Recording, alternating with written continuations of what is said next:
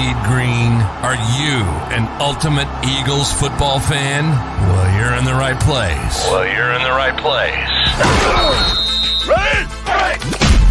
This is Birds 365, hosted by the new Mac and Mac, Jody McDonald and John McMullen. Here we go! Who collectively have covered and talked about more than 50 plus years of Eagles football. Kick off your day with Birds 365. You'll get debate. We love to argue. You'll get the real story from inside the locker room. And you'll hear from some of the great football minds from around the region. You're about to become an Eagles insider. Get in the game. Join Jody Mack and Johnny Mack and join the football community that flocks to Birds 365. Birds 365 starts right now. Welcome to the NFL. Let's go!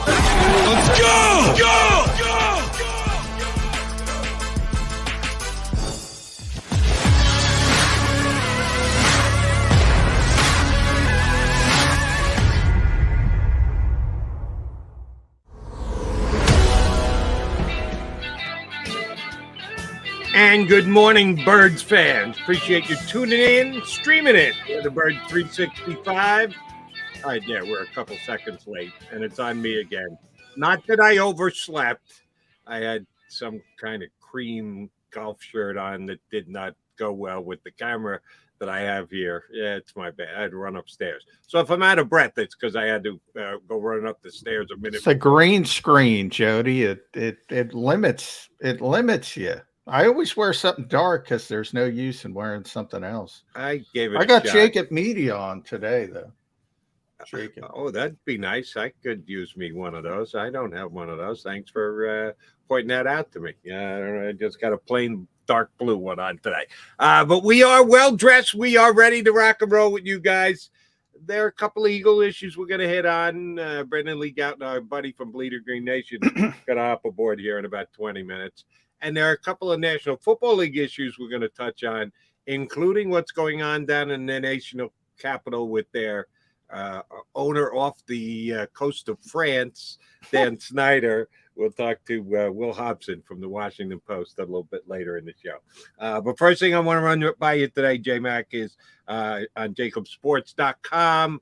I saw yesterday you're trying to assuage the fears of Eagle fans who might be nervous about the fact that Cam Jurgens, their second-round draft pick, center emeritus that we believe at some point is going to take over for Jason Kelce, which, oh, by the way, you're not going down the OD today?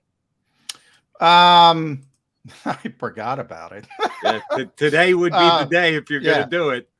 Jason Kelce going to be there. I'm glad you said that, Jody. 4 to 8 o'clock. For his second annual celebrity bartending event. Probably not. Not. I recommend everyone goes. It's for a good cause, obviously, the Eagles Autism Foundation. I think it's $10 to get in. You get a free Team Kelce penny. So, if you're a Jason Kelce fan, and he's going to have some special guests as well. So there's going to be some other Eagles helping him out. So if you're down the shore, good time. Go check out Jason and the boys. If you're already down there, what better do you have to do? Unfortunately, I got to be on WIP tonight after the Phillies, so I have to pay close attention to the Phillies. So I can't get down there. But if you're already down the shore, if you're close enough, it's not an unbelievable out of the way drive, or you got a half a day and you go, shoot, twist my arm, I'll go down the shore and have some cocktails with Jason Kelce. Yes, at the Ocean Drive tonight, raising money for Jason's foundation and also Eagle Autism. So for a very good cause tonight at the OD in Ocean City. Wonder if Cam Jurgens will be one of the guys. Hey, if he's going to be taking over at center for Jason Kelce, maybe at some point he can take over and jump behind the stick for Kelce tonight. Maybe he's a natural. Who knows? Maybe he's a natural bartender. I think it's going to be more veteran players, but we'll see. We'll see. Who knows? Sucky young guy. If that's your quote unquote hazing, you got to come down and bartender bartend behind the guy who you'll be replacing as the heir apparent. Not the worst gig in the world for Mr. Jurgens if they asked him. You know, it's funny because now I'm 2 for 2. I had not even thought about the fact that Cam Jurgens wasn't signed because it's not a big deal. We went through this last year with Landon Dickerson. Same thing. And I kept telling people, and I told you, Jody, I said, don't worry about it. He'll be signed. He'll be in for camp. And he signed, I think. I looked back yesterday for JAKIBsports.com. He signed July 26th, so 2 days before camp. It's just sort of the nature of the process. You know, it's interesting. All 32 first-round picks are signed already. Kenny Pickett was the last he signed last week. Pittsburgh, number 20, a little bit more difficult for a quarterback. Quarterbacks always are. Yeah. There's only 16 of the second-round picks that have signed. So what wiggle room there is, and there isn't much, it exists in the second round. Ever since the NFL went to this slotting format where everybody knows what they're going to make. We all know Cam Jurgens' contract and what it's going to be. It's just a matter of little things. And one of the issues is guaranteed money. How many years are going to be guaranteed? Looks like Houston went a full 3-year guarantee for Jalen Petrie, so that might be mucking up the works for some of the second-round picks. Offset money is always a big deal, which is basically about, hey, if we screw up on you, we want to get some of that money back, which isn't going to happen with a second-round pick. People are rarely going to move on that quickly. So I've always, and I probably said this last year on the show when we were talking about Landon, I've always said it reminds me of a married couple, an old married couple that argues because they have to argue, because they want to argue, because they have to find something. And from an agent's perspective, you know, you see Lamar Jackson, for instance, negotiating his own contract.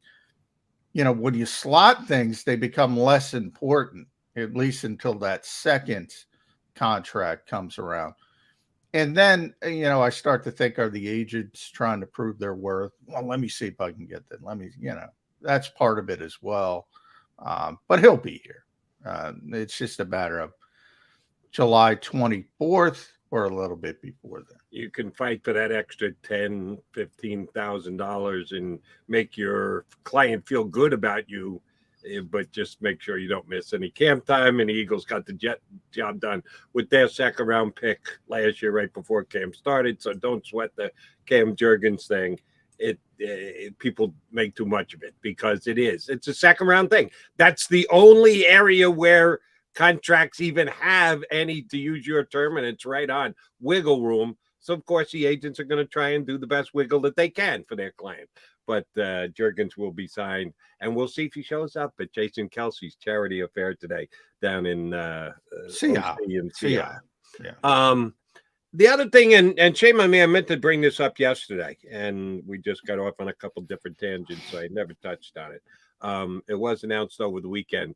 Seth Joyner will not be part of NBC Sports' Eagles postgame show, which I think is a must-watch for most Eagle fans. Some of us have to tune into the 4 o'clock game immediately thereafter, like a guy hosting a national talk show at Sunday nights when you got to talk about all the games. So I don't get a chance to see it as much. I got to tape it and go back and watch it afterwards. But I know Eagle fans flock to it after the game when the Eagles are on the road. We know that NBC's already lost Ray Dinger, who retired last month. And Seth Joyner said, another opportunity has come up. And I'm like ticked off at myself because I saw Seth last month. Ray's last Saturday show on WIP had a bunch of guests in. They invited all the WIP employees to come in, had a spread for Ray and a really nice cake for him and everything. So I jumped on, did a little 10-minute guest spot as well. And Seth showed up, and I had a chance to talk to him for a couple minutes. I just went over and gave him the bro hug thing and told him, damn, you look like you could still play. But I didn't get into any kind of a lengthy conversation with him because it just wasn't that kind of setting. I had no idea that he was stepping away from his Philadelphia broadcasting responsibilities And when it happens every single time that Seth Joyner does something or says something here in town. I immediately got tweets yesterday. Ooh, can the Eagles get Seth Joyner to coach their linebackers? Do you think we can reach out and get Seth Joyner to coach our linebacker? And I get it. He's one of the most popular players to ever play here. He brings back memories of Eagle defenses gone by that may be more popular than the current Eagle defense. I understand the emotional ties to it, but I wonder if people really mean it when they ask me that question. Do you think we can get Seth to coach our linebackers? The answer is a simple one. No. If Seth Joyner wanted to coach, you know what he'd be doing right now? Coaching. He's been out of the game long enough that if that's what he wanted the next chapter of his career to be coaching, he'd be doing it already. He would have already done. He'd either be an outstanding coach or took a shot with it, didn't like it as much as he thought, backed off, moved on to something else. So feel free, everybody, to not send me any tweets at Jody McMahon about will Seth Joyner be coaching for the Eagles. It's not happening this year. The Eagles coaching staff is set. We yesterday talked about how it's just unheard of for an entire staff to come back en masse the way the Eagles staff did this year, not even to get Seth Joyner. Were they going to change this Eagles staff? So please don't tweet at me that we need Seth to coach the Eagles. No, come on. Come on. I get him every year, John. I know. Well, get a lot of social media interaction. And no one ever said, John, the answer to the Eagle defense is get Seth Joyner, either the linebacker coach or the defensive coordinator. Look, Seth, and by the way, Crossing Broad did a sort of tongue-in-cheek where he will next land, and I think we're the favorites, JAKIB Media. Oh, really? We have our own post-game show, so on 6abc.com. So I don't get to see Seth, but I do know I've heard Seth speak many times over the years, and he wants to play Buddy Ryan's defense. Understandably so, because of how much success, and, he's a different era guy, as in many ways, so are we, Jody. But I mean, you can't play that way now. I think Tommy Lawler said it yesterday. Can't play that way anymore. Not allowed to play that way anymore. So, for a number of reasons, and whenever I think about that, I think about Mike Schmidt and the Phillies, because Mike Schmidt wanted to be the manager of the Phillies, but he didn't want to do the work to get there. Like, all-time great, maybe the greatest player in the history of the franchise. He was like, okay, make me manager. Well, just because you're a good player doesn't mean you're going to be a good manager or a good coach. And a lot of, it's the opposite. A lot of the greatest are sort of, they didn't have a lot of physical gifts, but they were able to get the most out of what they had. And they can sort of, I've always thought from a superstar's perspective, they can't understand how difficult it is for the average player or the less than average player, the guy you got to get up to speed. And, it's about technique. It's about fundamentals. It's about teaching the proper placement. And guess what? If things were easy for you, maybe it's a little bit more difficult. So the old adage is those who can't do, teach. Well, there's a reason for that, because you have to learn, and you can't just rely on your physical gifts. So there's that part of it. There's the part that you can't play Buddy Ryan's defense anymore. So please just put it down. Get that sack of bricks off your back. It's not happening. It's not coming back in this era of football. It just isn't. You can't be that physical. You can't do it that way any longer. So that's part of it as well. And then, where Seth is in his life, if he wanted to coach, Jody, as you mentioned, he would have got into coaching a couple years after retirement, maybe right after retirement. That's how this works. Mm-hmm. One of the reasons the Houston Texans got a lot of at Guff, and John McMullen will tell you that they were going to hire Josh McCown as their head coach until they heard all the the criticism, and how could you put somebody straight off the field and make them a head coach in the National Football League. Well, the same thing applies at a different level. And Seth's been out of the, hasn't been playing. At least Josh has been playing or practicing, at this stage.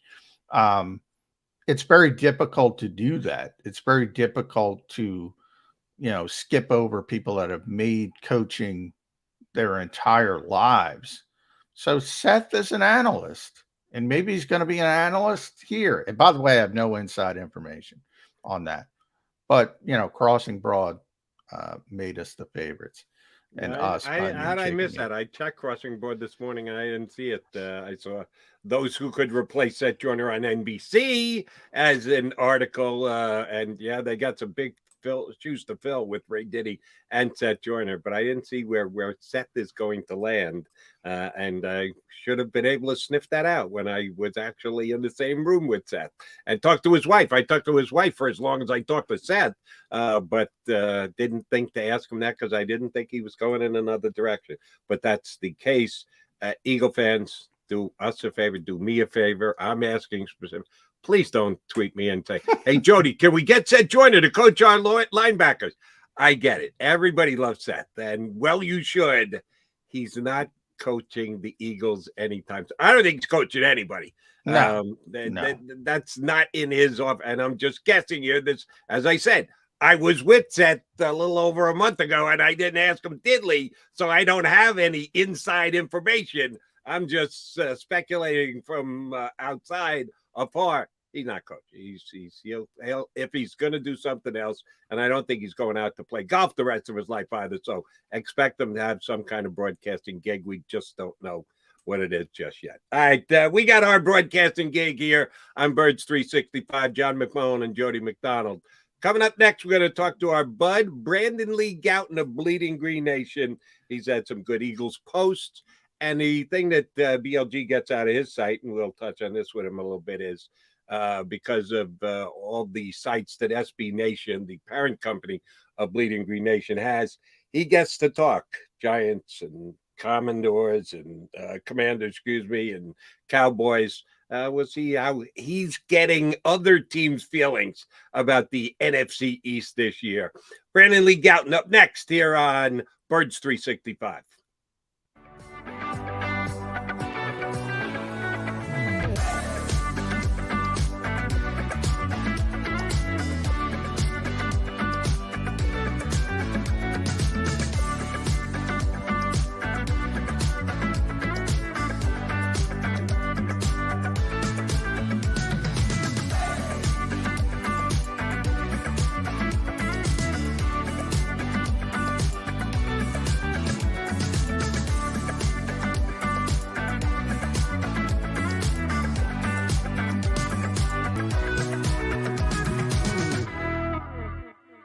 Action News at 11 with Rick Williams. It's the team you trust to bring it all together. The stories that impact your community, a sports roundup for the locals, and the AccuWeather forecast you depend on. Action News at 11 with Rick Williams.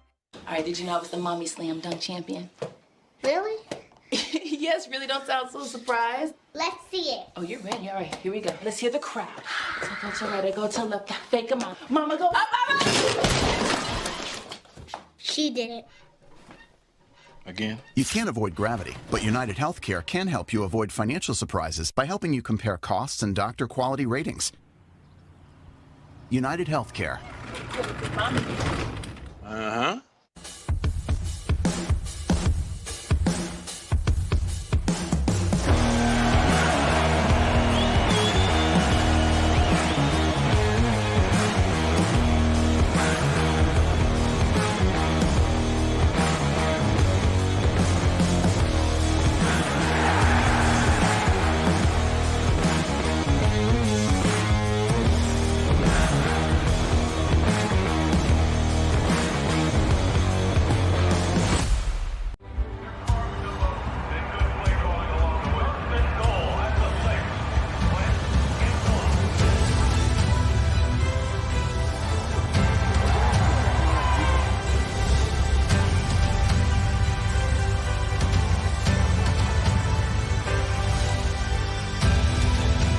field of life, First Trust Bank is there for you. 7 on 3. 1, 2, 3. Because Philadelphia dreams deserve a Philadelphia bank. Go for the midnight dares. Go for the game. Go for the hits. Go for the fans. Go for the win. Go to Ocean Casino Resort. Book your trip at theoceanac.com.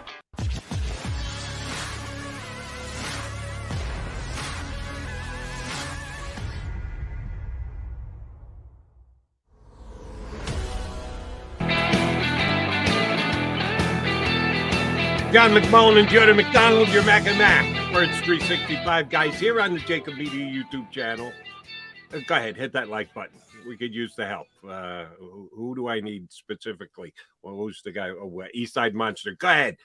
Give your boy Jody Mac a little bit of a helping hand here. He's always taking shots at me. I had to go get another shirt on. That's why the show started 35 seconds late. Sorry about that. Come on. Give us a break. We could use the love. Hit that like button for us here on Birds 365. I'm hoping that Brandon Lee Gouton still likes us because we haven't been able to establish with BLG yet. He'll get on here any second now. I certainly have faith on that. Anytime we ask Brandon top aboard, he almost always says yes, and said yes in about 2 minutes flat when I texted him yesterday. But I forgot to send him a reminder text till just now. So we'll see if he got the. Maybe he's on his way to Seahawk. Maybe, you know. Now, how many times have you driven down a shore in your life? Too many to count, Jody. Same here. Way too many times. It's never taken me, what the hell time is it? 8 o'clock, and Kelsey's going to get out in front of 4. It's never taken me 8 hours. Never taken you 8 hours? No. Even on the worst days on the Atlantic City Expressway, it's never taken me 8 hours to get to Sea Isle. So I doubt it highly. He was going down. He's maybe going down tomorrow. We'll ask him that first. BLG, are you Ocean Drive bound today? No, I'm not. Now, it's that time of year, BLG, where you have these football camps, in the case of Jason's celebrity bartending, which is a little bit more fun. So I guess I'll start it there because I saw Miles Sanders with our friends over at CBS is dropping. I kind of cringed. I want to pull up the quote because I don't want to quote. I don't want to misquote Miles, but it was an all-star team type reference. Here it is. We all feel like we're on an all-star team. We feel unstoppable. Any dream team vibes there? BLG. Well, yeah, I mean, they get in trouble, man. They get in trouble when they say stuff like this. Given the history of this team, those comments tend to not always work out the best, or I don't know. The comments in and of itself obviously don't make the team any worse or whatever, but no. I think it's it's the you don't love to see it. I feel like just based on the history again, it reminds you some things that didn't go well, and don't really don't talk about it, be about it. And by the way, it is one position where the Eagles made no moves this offseason. Nada, zip, zero, zilch. The running back position. There are changes all around this team.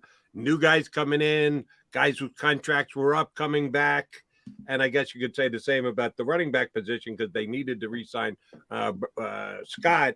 But it's the same group that was there last year. Sanze, Juwan Howard, but he may be coming back at some point because he's always waiting for the Eagles to call. And then, boom, he drops in and he's productive. They hand him the ball and Howard gets the job done. We understand, at least I think I understand the reason why. See if you're on the same page. They're just not going to run the ball that much this year. They were the number one rushing team in the NFL last year. A lot of that having to do with Jalen Hurts taking off for running himself, but they were the number one rushing team in the NFL. They're hoping not to have to run it as much this year. Are they okay at running back? Is Miles talking about his teammates when he calls them an all-star team? But is he going to be able to do enough? Is Kenny Gainwell going to be able to do enough? Are the Eagles good at running back for you, BLG? Yeah, I think that's one of the biggest questions facing this team, is their approach, because I think we all expect them to pass more than they did last year, certainly, but I just don't know, how you're going from being, the heaviest run team in terms of the lowest passing play percentage to whatever they want to get to this year. And obviously they have better tools in the passing attack. And, I think they have enough, at running back to have a productive running game. Ideally, it's going to be, a complementary kind of piece to the offense. And it's just kind of weird to think, they'd go away from it entirely because it's what worked for them, especially late last year and where they kind of found their identity. So that's the weird part of it all, that they're kind of going to have to shift away from that because, the reality is, they can use that kind of approach maybe against some of these lesser teams. And this kind of goes to maybe having reservations about what Miles Sanders said. It's one thing to look at everything on paper and think it sounds great. It's another thing to go out and prove it. And this Eagles team, dating back to last season, has not proven at all that they can beat good teams. Like, that is not something they have proven they can do. Yeah. And is a big question mark this year. And now, fortunately for them, their schedule isn't really too difficult. They get the Packers. They have some games on there that the Cowboys a little bit tougher than others, but it's not like it's exactly loaded. They have one of the easiest schedules in the league. So I think they do have enough at running back talent and running back to have a productive game. But again, going back to the comments of it all, I just think they need to really prove a lot before we can just assume they're a great team. All right. Since we've gone down this rabbit hole, BLG, I'm going to continue with the ground game and Miles specifically, not about his comments, but because myself, I've been in sort of this weird frame with Miles when he was a rookie and he showed a lot of potential. I think a lot of fans were like, Miles is great. And I was like, he's not one of the best running backs in football. Slow your roll a little bit. And now I think everybody's kind of dismissed him, or at least a lot of people have dismissed him. And now I'm to the point where I'm like, he's starting to get a little bit underrated, I think, because he's got his issues. He's not a great pass catcher. We know he's not a great pass protector. I think he still leaves meat on the bone. He's always trying to kick things outside. But I wrote about this recently, and I said, I think there's this antiquated notion that the 1,215-yard rusher exists. It doesn't exist anymore in the NFL. There were two last year, Jonathan Taylor and Nick Chubb. That's it. And there's been like a total, forget about 1,500. I think if you go back to 3 years, it's Taylor, it's Derrick Henry, it's Dalvin Cook. That's it. So I think people expect 1,250 yards, and that kind of back doesn't exist anymore, with the exception of that rarefied air. And Miles is not in that rarefied air, never was, but he averaged 5.5 yards a carry. Now, granted, behind the best offensive line in football, but that was the top number in the entire NFL. He tied, I believe, with Taylor. And besides quarterbacks, Lamar and Jalen Hurts were about it. Do you think Miles Sanders has gone from overrated with this fan base to underrated in pretty much record time? Yeah, I think there's a case for that. I mean, I do think there are some issues, as you mentioned. The 5.5 yards per carry is very good, but he only had one fumble last year, but there were a couple of opportunities there where like near fumbles. Security, and some bad situations too, like backed up against their own goal line. And it was like very like fortunate that like a call wasn't made the other way or looked very close to coming out.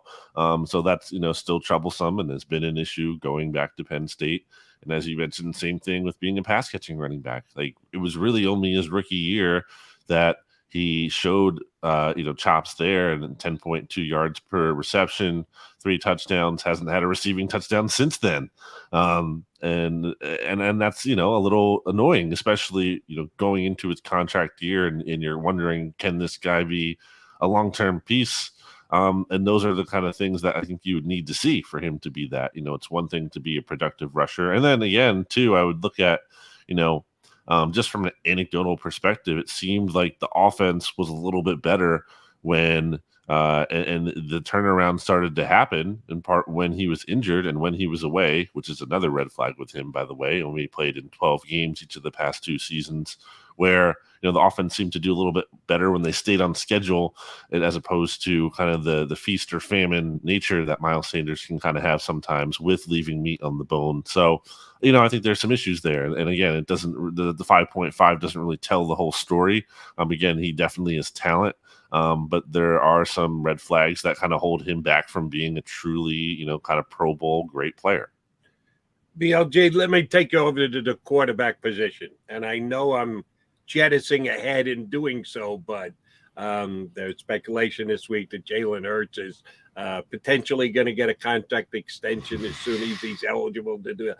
I don't know about that. Jalen Hurts is going to have the season he's going to have. And the Eagles are going to make the playoffs. Yes, go. Circle us on your calendar. Jody Max had it right here on Birds 365. I don't think I'm going to be on Old Takes Exposed because of this. The Eagles will be making the playoffs this year. And Jalen Hurts will have the game that he has. This past year against Tampa, not so good. If he has another mediocre to underachieving day, is he a dead man walking? Because the previous quarterback here in this town had some pretty damn good regular seasons, but all we heard about, but he never wins a playoff game. He hasn't won a playoff game. He can't win a playoff game. I don't know if he could or couldn't. He just went completely in a tank his last year, but I was ready to move on from Carson Wentz, not because he couldn't win a playoff game, because he couldn't win a game in his final year under Doug Peterson. How big is the playoff game for Jalen Hurts this year?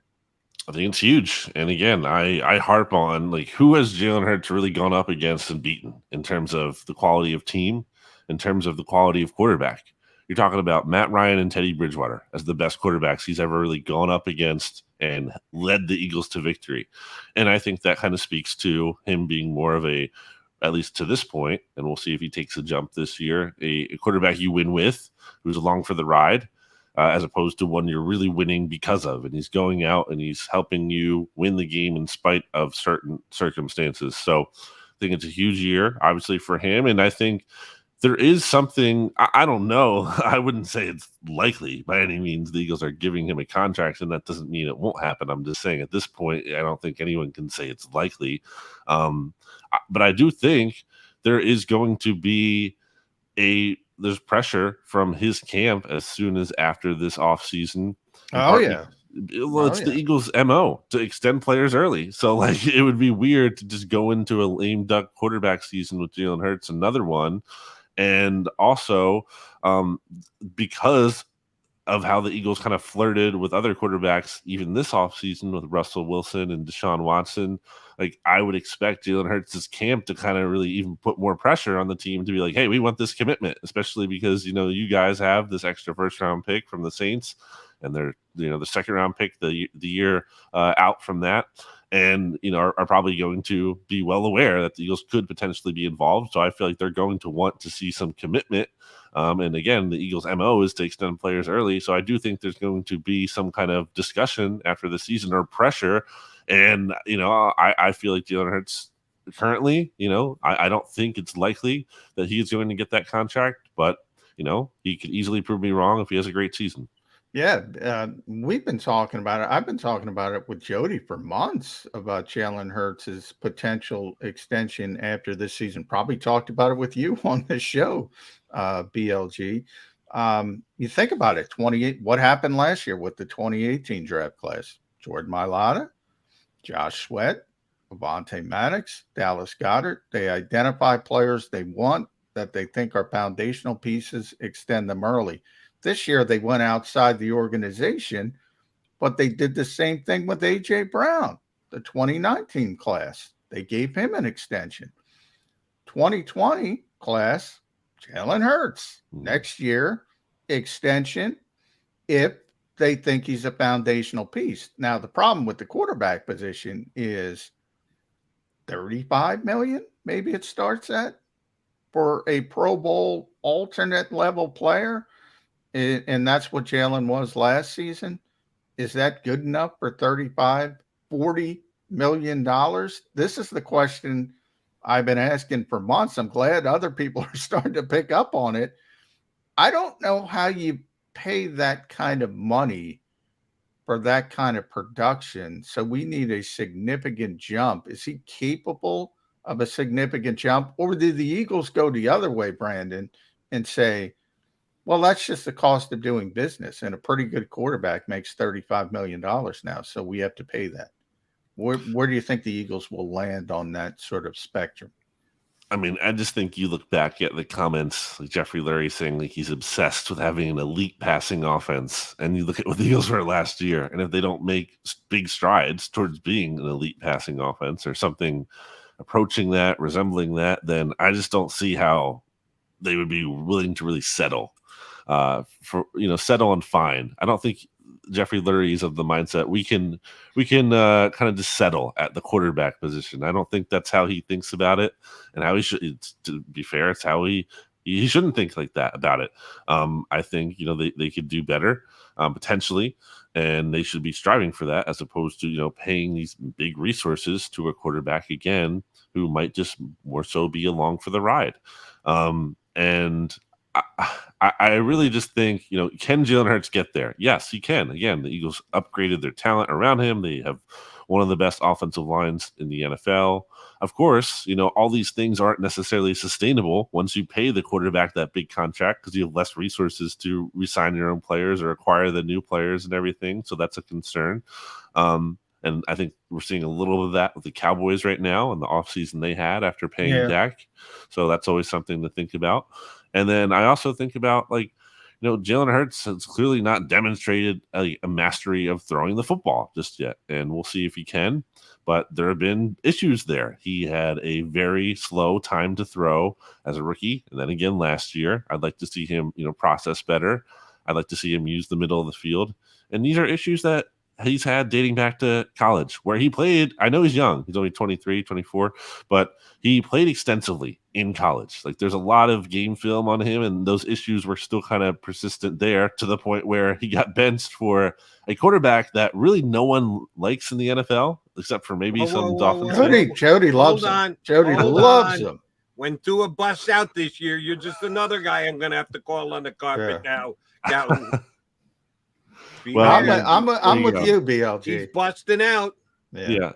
I think Jalen Hurts, to be clear, I think I'd feel a little bit better about him than I do about Tua. I mean, maybe Jody, you disagree, but still, I mean, he got benched for that guy. You just finished saying he replaced him. Now you know more football than Nick Saban. Nick Saban had the choice and said, Tua, get in there, and he threw a national championship touchdown pass to Devonta Smith. Come on. Well, then you must not like Jalen Hurts a lot then. No, I like them both. I like Tua better.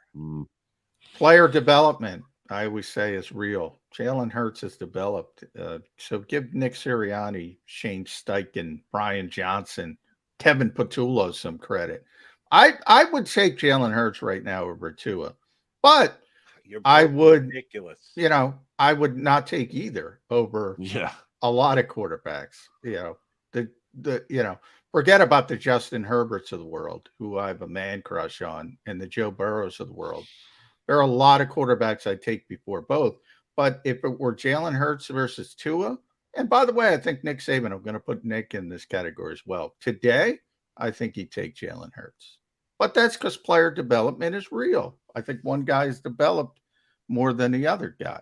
But we'll see. The other guy just got a very good offensive coach to come in and take over his team. So let's see if player development. He also got a very good receiver. He got a better receiver than Jalen Hurts did. So we're going to know. We're going to know about both of those players after this season, because both of those teams have done a lot to build up around those particular quarterbacks. And I think this is it. There's no more excuses for either of them, to be honest. I agree. So let me go here, BLG. And this is going to have me come off looking like a bad guy, which I am. So it's not really that much of a stretch. The Eagles have one advantage in this whole Jalen Hurts contract thing going for him. And that's that Jalen Hurts is a hardworking, dedicated, team-first kind of guy. They don't have to extend him. I know John made the case for the guys they extended. in a certain year, in a contract, non-first round draft pick. We identify, we extend. Yeah, but you don't have to. And for me, Jalen Hurts hasn't had the advancement, hasn't put up the numbers to be able to say, yes, let's extend him. Make him sing for his supper again after his 4th year. Worst case scenario, you still have the franchise tag that you can throw on him. One of the reasons why you try and avoid doing that is, you tick off the player, and he's not happy about it because others in the same contractual situation have gotten contract extension, specifically from the Philadelphia Eagles. But Jalen Hurts, I feel, is not one of those guys you have to worry about. Behind closed doors, he might be willing to say this is not right and I'm not happy, but he's not going to show it on the field. He's going to come in, he's going to go 100% of practice, he's going to be the leader that he is. Will the Eagles take advantage of Jalen Hurts because of the kind of player that he is when it comes to team first? Well, I would say, as far as I know, and maybe I'm missing this, Jalen Hurts doesn't represent himself. He still has an agent. And that's a lot of the times, I feel like where that decision is coming from, no matter what the player is like, they have an agent for a reason. And the agent is and depending, how much they trust that agent, and assuming he's not going to fire them or just totally disregard them, the agent is going to tell Jalen Hurts to do another thing. And I just think that, again, I think the Eagles lose leverage kind of, if they don't get a deal done early on, because, okay, then let's say, he has a good year the year after that, assuming they even still keep him around. And then all of a sudden, you can tag him, but that's such a big cap hit, that you're taking now, like all that cap space you're dedicating just to a tag. And then, I'm not saying he would do this, but then it opens the path to like what Kirk Cousins did, where he's just like, I'm just going to keep betting on me. And then that's not a good situation to be in, because at the end of the day, you're going to have to pay a contract that is much more exorbitant than you would have to pay. And some of that maybe is a good problem to have, because if it's worth paying, then Jalen Hurts has clearly progressed to a good point. But I just think you kind of need to have the foresight on these things, and the Eagles do it right. They do some things wrong for sure, but one of the things they do right is get out and ahead with these negotiations, and that gives them a lot of flexibility to kind of to do that. And I just think waiting is really not the answer here. Yeah, and Jalen, Nicole Lynn is his agent, the one agency, and you're right. See, here's the problem, Jody. As a second-round pick, typically, you say, well, that's good from the Eagles' perspective. And normally it is, obviously, but he's not making, at least Lamar Jackson as a first-round pick, even though he's number 32 overall, has that 5th-year option, and you get that big spike in the 5th year where you're paid significant money, even though it's not going to be outrageous money like you would make on the extension. As a second-round pick, he's not making any money. So there's no way that Nicole Lynn is going to say. He's making more money than Dak was making.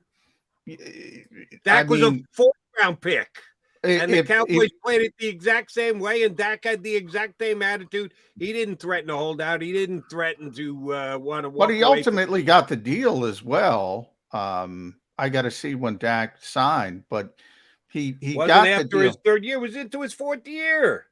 They had to put the franchise tag on him. But the Cowboys squandered like their opportunity to have a quarterback on a cheap deal, and now again, like they had to look at their offseason that they had. They had to get rid of Amari Cooper. Yeah, well, that's just part of when you do sign the extension. I mean, you can only kick the can down the road as long as possible as you can. Ultimately, you have to re-sign the player. But yeah, I don't remember the circumstances, and you could be right, Jody. But my point is the agent's going to be pushing. The agent's going to be pushing because there's no way they're going to say Jalen Hurts is going to go into his 4th year making $1.3 million and say, oh, we're fine with that. Now, hey, maybe the Eagles play hardball. They don't have to do anything, but I do think there are unintended consequences to that road as well. And even though he is everything you say is, Jody, as far as work ethic, leadership, boy, at some point you got to do something for yourself as well. And I find it very hard to believe that either happens, that the Eagles would want to go into that 4th year if he plays well, or vice versa, Jalen Hurts would want to go into that fourth year if he's just what he was last season. It's a very difficult sort of tightrope, and that's what I've been talking about for months. I just don't think you can say, bang, let him play out his contract. I think that doesn't exist anymore. And if it does, it means there's other. John. No, you didn't let me finish, Jody. It just happened with Dak Prescott. Jody, you didn't listen to the end of the sentence. I said if it does happen, there are other issues. That's how I finished it. There are significant other issues that create those unintended consequences. Yes, you have the right to do it as a team, but that's not, you're pointing to the Dallas Cowboys who do business differently. Yeah. And I think we talk about it all the time on the show. The Eagles are smart in the way they do business. I give them credit. If you do that, there are other issues, and that's the part you didn't hear. Well, what I heard, John, what you said, it doesn't happen anymore. It happened 2 years ago. Brandon, you're here. What did I say? I said if there are other issues, there are other issues if it happens. That's what I said. I don't disagree with that, John. What I reacted to was you said it doesn't happen anymore. Well, it doesn't happen here for sure. 2 years. Now that's a different story. Yeah, the Eagles have handled their business their way. The Cowboys have handled their business their way. I'm just suggesting that if Jalen Hurts comes out this year and completely replicates the season that he had last year, no better, no worse, doesn't go backwards where you go, oh my God, why the hell is this kid our quarterback? But he doesn't improve where you go, yeah, we kind of need to lock him up. He has the same exact season with improved weapons. With the addition of A.J. Brown, then what did the Eagles do? If you're the Eagles, John, I'll put you in Howie Roseman's shoes, and I know it's a hypothetical question, so it's very narrow focus, and it's probably not even fair. If Jalen Hurts has the same exact season this year that he had last year, what would you suggest the Eagles do? I would suggest they draft a quarterback. They use their 2 first-round picks to draft a quarterback. I think the only way Jalen Hurts plays on his final year of his rookie deal in Philadelphia is as a lame duck. And I don't think the Eagles want him to be a lame duck either way. So to me, it's hard to envision this particular organization taking that path. And that's why I've been saying for months, and you know this, Jody, the Eagles will have to make a decision on Jalen Hurts after this year.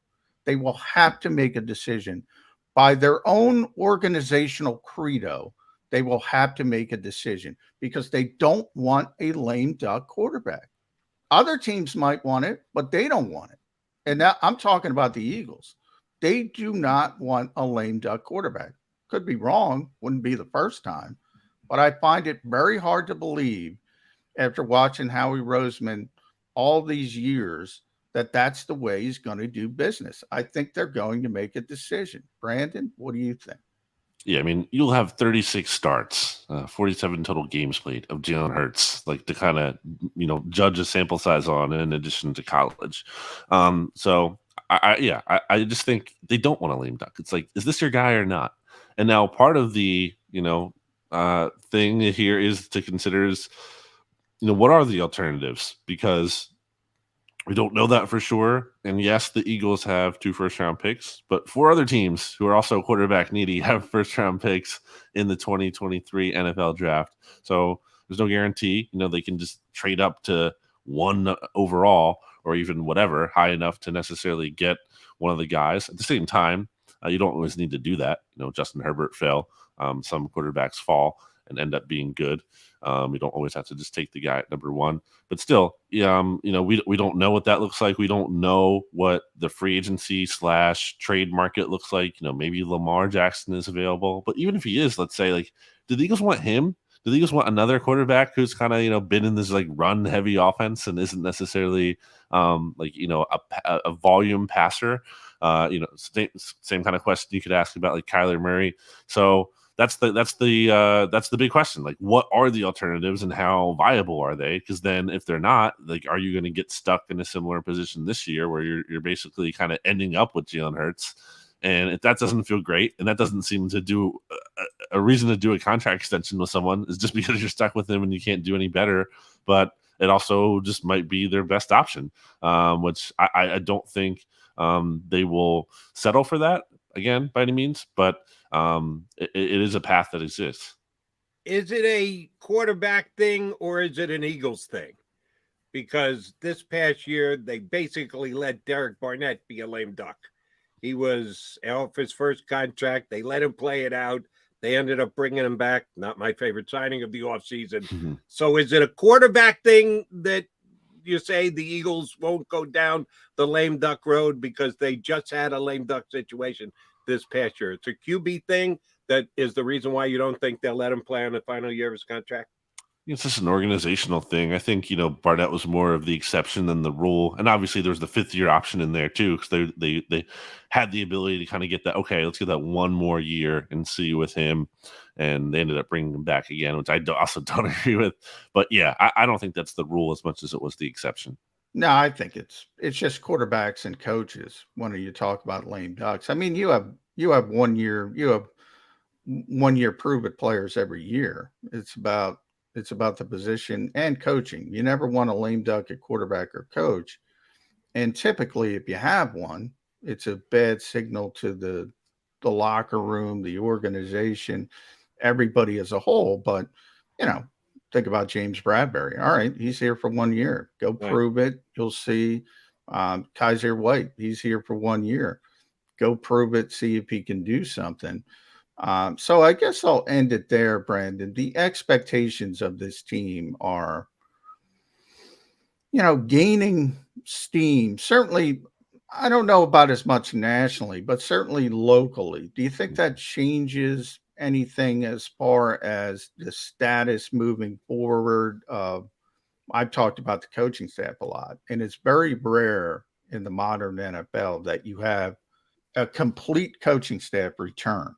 And the Eagles never had that. I mean, you think about, success. They lose it because Frank Reich, because they win the Super Bowl, John DeFilippo.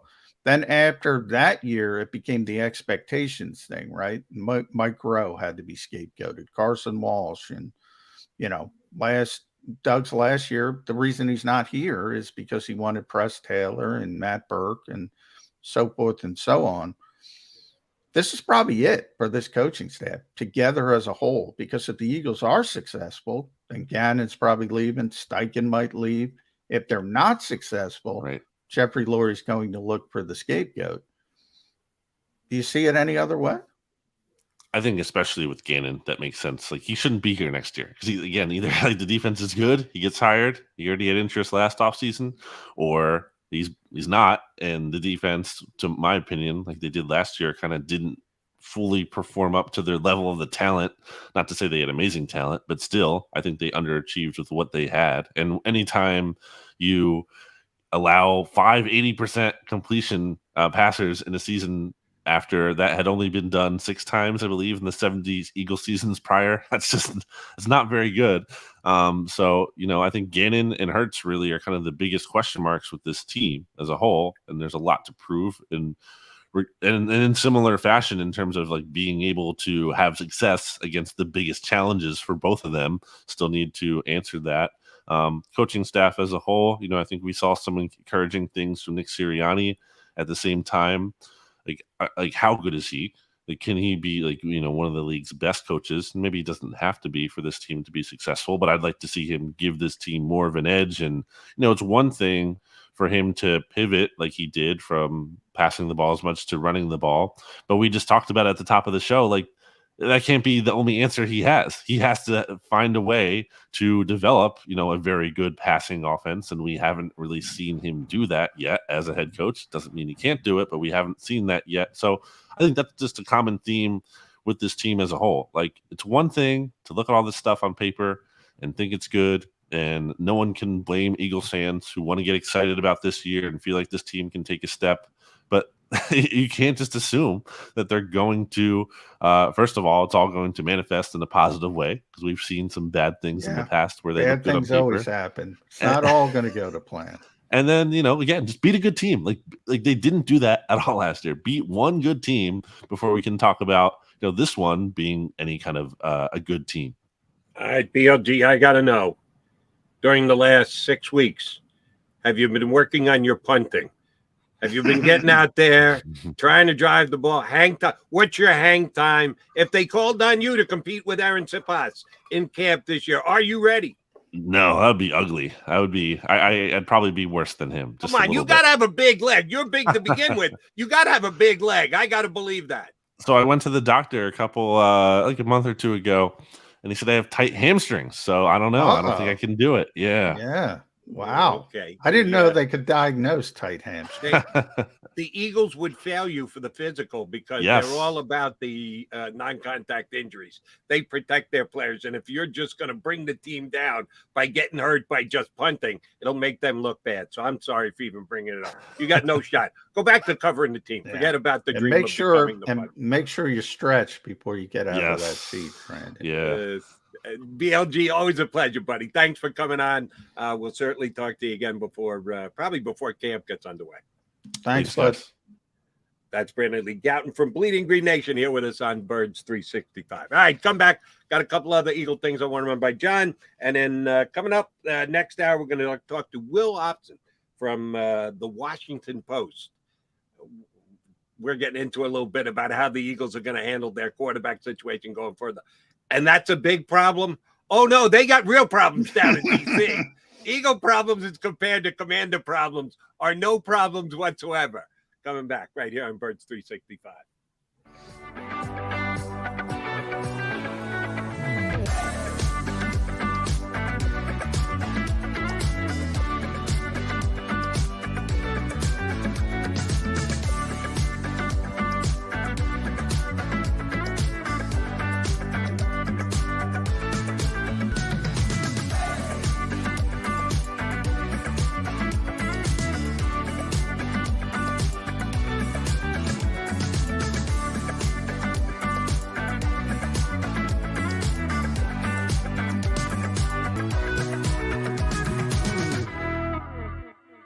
Action News at 11 with Rick Williams. It's the team you trust to bring it all together. The stories that impact your community, a sports roundup for the locals, and the AccuWeather forecast you depend on. Action News at 11 with Rick Williams. All right, did you know I was the mommy slam dunk champion? Really? Yes, really don't sound so surprised. Let's see it. Oh, you're ready. All right, here we go. Let's hear the crowd. So go to right, I go to left, fake a mom. Mama go up, mama! She did it. Again? You can't avoid gravity, but United Healthcare can help you avoid financial surprises by helping you compare costs and doctor quality ratings. United Healthcare. Uh-huh.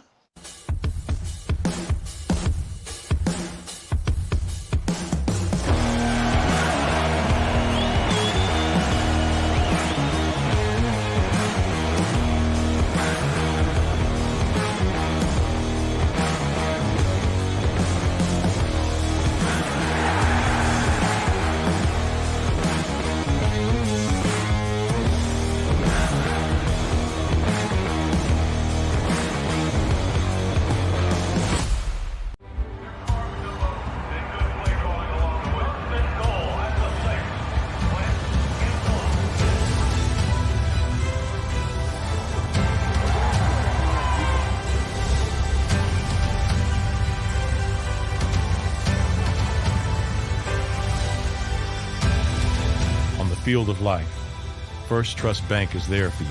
Champions on three. 1, 2, 3. Because Philadelphia dreams deserve a Philadelphia bank. Go for the midnight dares. Go for the game. Go for the hits. Go for the fans.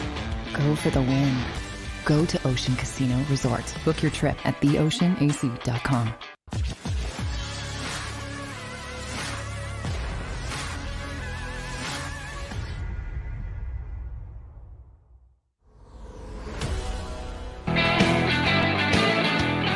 Got your Mega Mac guys here on Birds 365. We still got an hour left to play. Yeah, thanks for streaming on in. Go ahead, hit that like button. What do we need them to do, John? Like, share, subscribe. do your boys a favor and hit that like button to improve our algorithm, whatever that means, here on Birds 365. All right, John, outside of Philadelphia, the Deshaun Watson disciplinary hearing took place yesterday. Some people speculated that it could be all done in one day after yesterday's hearing, which they didn't officially wrap it up till like after 5 o'clock. So it went all day long. The reports were thereafter that going to certainly need at least the second day and maybe more than that. So this is an in-depth hearing that's ongoing. And there was some leaked information. Our buddy, Rob Motti, was the designated droppee who got information that the NFL may very well be willing, if the punishment is upwards of 8 games, be willing to not challenge the finding of the individual, Sue Robinson, the former judge, in this disciplinary hearing, that they would be willing to go along with that, accept something like that. They'd rather not have to come down with the hammer of, yeah, we appeal, which means it comes back to the commissioner, which means Roger does whatever he wants, that they want to keep that from happening so that they would accept a punishment, if she puts it out there, of a minimum of 8 games. Some pretty good speculation thereafter that that's just the NFL's way to say, yeah, go ahead, put any punishment out there. We're going to appeal it anyway. What do you make of the leak of information to Rob Motti of the Associated Press? By the way, congratulations to our buddy Rob Motti, who got another bump up at the AP. So he's going to be their lead national reporter. So congrats to Rob on that. And as far as the punishment, it's going to be interesting because it's the first time we've kind of gone through, at least in the high profile situation with Sue Robinson kind of handling things. There's no common sense here, Jody. I mean, you got one side supposedly arguing for indefinite suspension and the other side, no games at all. He basically was already suspended, which is bull bleep. I mean, he got paid his full allotment. He got a paid vacation. Now, granted, I'm not saying he wouldn't. By the way, and let me, sorry again to interrupt, John. He wasn't suspended last year. No. He was never suspended. No. He was on their roster. Yeah. He was paid for every single game. They just chose not to activate him. Yeah. He was not suspended at all. So if they go down the road of he's already paid his price, no, he hadn't. Get a hold of your own team. They're pretending like it was a de facto suspension because he wanted to be on the field, but he wasn't essentially allowed. So, you have these two just so conflicting asks of Sue Robinson. So why not just land in the middle, which would be 8 games? Because the NFL's perspective was 1 year indefinitely. So 17. Now you don't have the perfect 50%. Thanks, NFL. But makes some sense. I thought but I got to tell you, Jody, the court of public opinion is big with the NFL.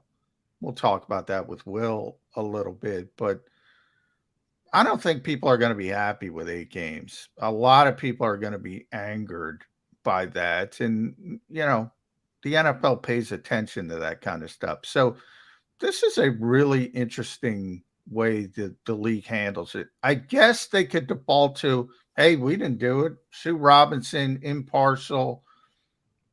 I guess they could lean on that. Maybe they do lean on that, but I'd be surprised that they'd say, 8 games is okay. Yeah, I don't see that on Pro Football Talk.com today. There was speculation that this is just a feint, that they want to make sure the only way that Roger Goodell can't get his hands on being the sole determining factor of how long the suspension is going to be is if Sue Robinson comes out and says, well, there's no disciplinary action needed. That if it's none, then you can't, Roger Goodell can't heavy hand this and come in and take over. So they just want him to throw whatever suspension is out there. And then you go, oh, we'll appeal. No, here's what it's going to be because Roger's the one who gets the final say. I would not put that past the NFL of being the case. I think they're actually onto something there. And I want to thank one of our streamers here, Eastside Monster. Yeah, Deshaun Watson's suspension last year. This all started before the whole masseuse gate broke with him saying, I don't want to play for the Texans anymore. Yeah. He was threatening to hold out. I don't like the coach. He got the coach fired. Didn't like David Culley, the coach that they brought in to replace him. This all started with him saying, I don't want to play for the Texans. So now that he didn't play, he got paid for the entire season. He's got the audacity to say he was suspended. Yeah, I'm sorry. That doesn't work for me, Deshaun. Well, remember, it's the union. So that's the union's job. They're going to fight for the player no matter what. And yeah, it's silly from a number of perspectives, but that's what they do. That's the definition of their job. And when you have somebody who's sort of a pariah, for a lack of better term, it becomes difficult. It's tough to argue, public defendants and I don't want to compare, but, some of the most high profile cases, they're not the most popular people in the world, but they have to fight for their client. Same thing with the union, in this case with Deshaun Watson. They're just fighting for their client. And what do? You ask for nothing. You see where it goes from there.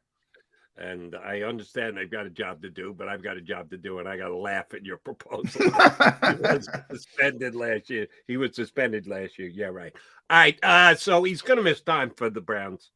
I think when push comes to shove, it's going to be an entire year. So the Browns are going to have to play 17 games this year, and somebody's got to be their quarterback. It's not going to be Deshaun Watson. We wrote this before. New information yesterday. Could they actually go back and try and reestablish Baker Mayfield as the quarterback for the Browns? You just said to me earlier in the show, the one thing you can't have in the NFL is a lame duck quarterback. There would be no lamer duck quarterback than Baker Mayfield in the Cleveland Browns this year because Deshaun Watson's not going away. You may have to wait an entire year to get him, but he's got $230+ million coming his way. So at some point, he's going to be the quarterback of the Cleveland Browns. But for just this year, Baker Mayfield is under contract. They're going to be paying him. He's a better option than Jacoby Brissett. One man's opinion. I'd like yours, John, if you want to tell me Jacoby Brissett is as good or better. No, I didn't think so. I guess Baker was doing a camp in Oklahoma. 'Tis the season of the camps. Deshaun Watt, Devontae Smith had one here in Philadelphia. Miles Sanders was at one out in Pittsburgh, and I guess Baker Mayfield was at one in his old stomping grounds in Oklahoma. He was specifically asked, could he and the Cleveland Browns kiss and make up? He sure as hell didn't open the door, but he didn't slam it shut either, John. He did say there would have to be some reaching out. And by that, he meant the Browns are going to have to reach out to him. The Browns are going to have to come to him and say, Baker, we need you. Let's see if we can just find a position where we can both benefit from it. They're going to have to go on bended knee to him to see if Baker Mayfield would want to come back and be the quarterback of the Browns again. If you're the Cleveland Browns, would you do that? I would. Yeah, I would. I mean, because of remember, that's a really unique circumstance. So any quarterback is a lame duck in Cleveland, right? That's if true. he gets suspended for 1 year. Yeah, you're right. Everybody is. So that going in. One, if I'm Kevin Stefanski, look, I know I'm screwed if I have Jacoby Brissett, and the fact that, and by screwed, I mean Jacoby's a fine backup, but you become a team that's got significant talent that could be a contender and expects to be a contender if Deshaun Watson's under center to a team that's not going to be very good, probably under 5. And then you start talking about the coach losing his job and all that kind of stuff.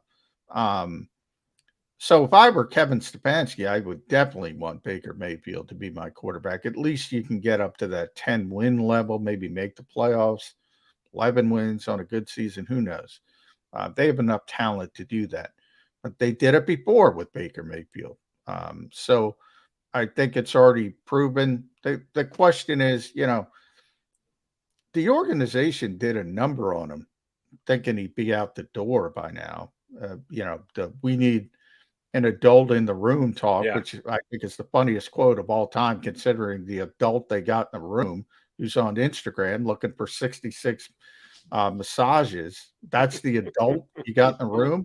Baker Mayfield doesn't have a great reputation, but his reputation's better than that, Jody. True. So, part of that was unnecessary. In a lot of ways, the ship has probably sailed, but from a pure football perspective, I think it's an easy decision. Problem is, it's not.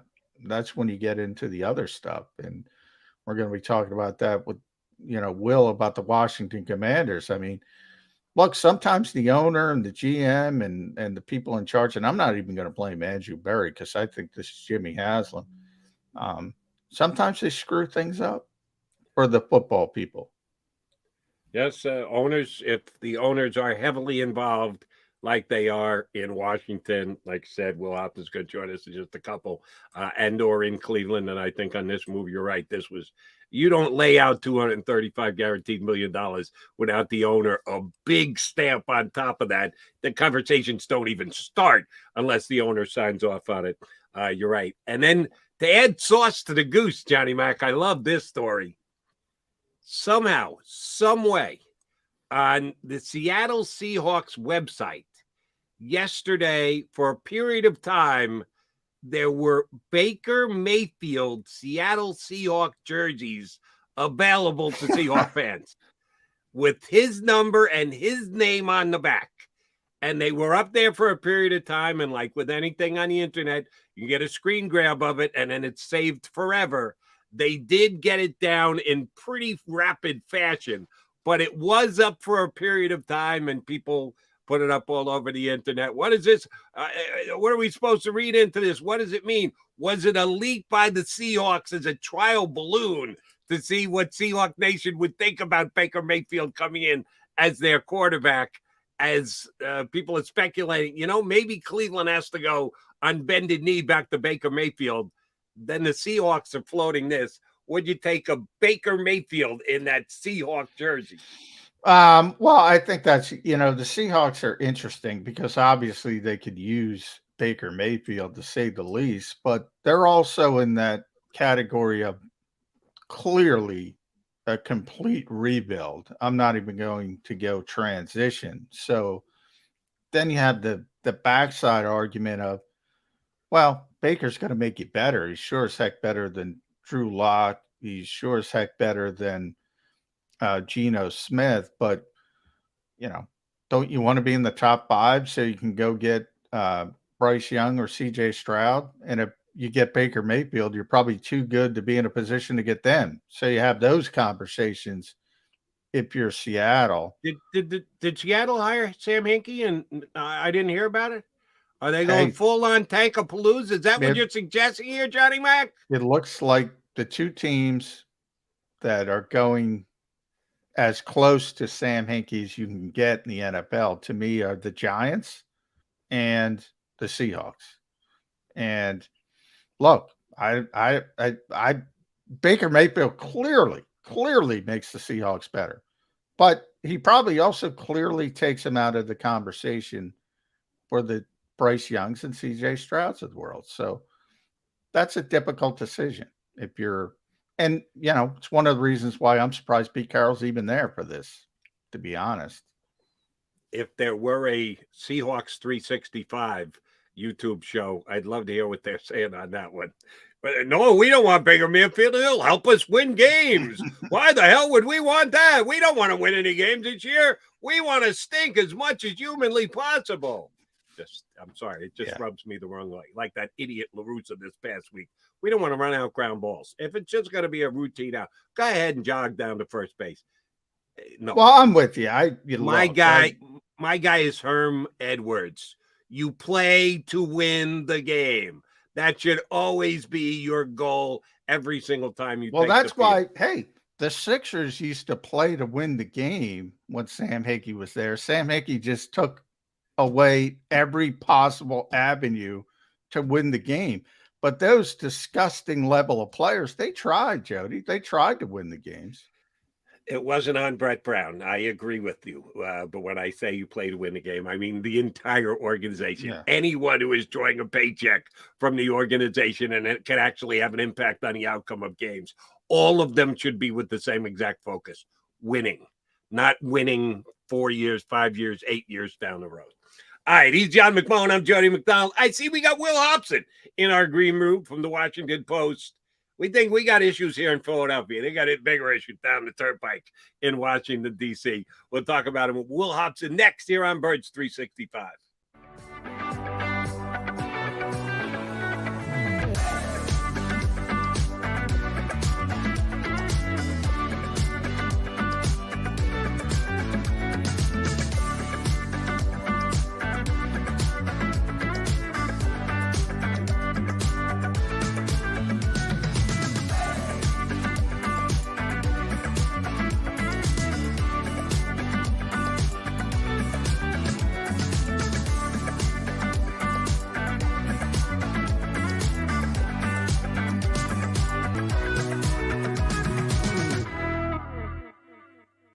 News at 11 with Rick Williams. It's the team you trust to bring it all together. The stories that impact your community. A sports roundup for the locals. And the AccuWeather forecast you depend on. Action News at 11 with Rick Williams. All right, did you know I was the Mommy Slam Dunk champion? Really? Yes, really don't sound so surprised. Let's see it. Oh, you're ready. All right, here we go. Let's hear the crowd. So go to right, I go to left, fake a mom. Mama go up, She did it. Again? You can't avoid gravity, but United Healthcare can help you avoid financial surprises by helping you compare costs and doctor quality ratings. United Healthcare. Uh-huh.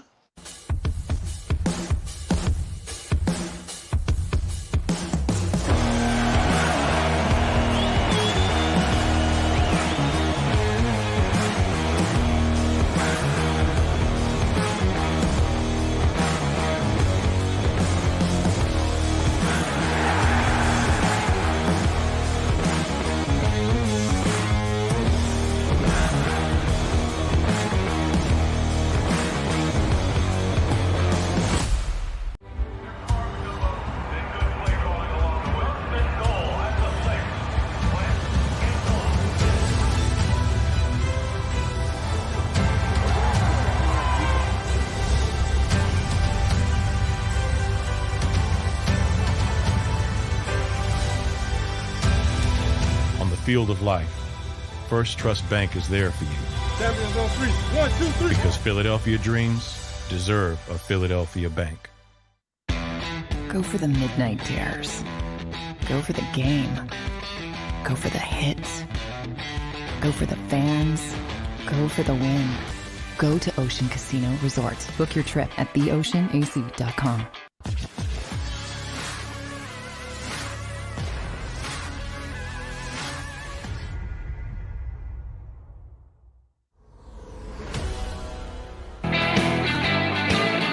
You've got John McMullen and Jody McDonald, Mac and Mac Birds for 65 guys in the house. Joining us from the Washington Post is Pulitzer Prize winning author Will Hobson. Will, Jody McDonald and John McMullen here. How you doing? Good, guys. Thanks for having me. How y'all doing up there? Good seeing you, Will. You too, John. It's been a while. It has. First Pulitzer Prize winner on Birds 365 that I know of. So thrilled to have you here. Thrilled for your success.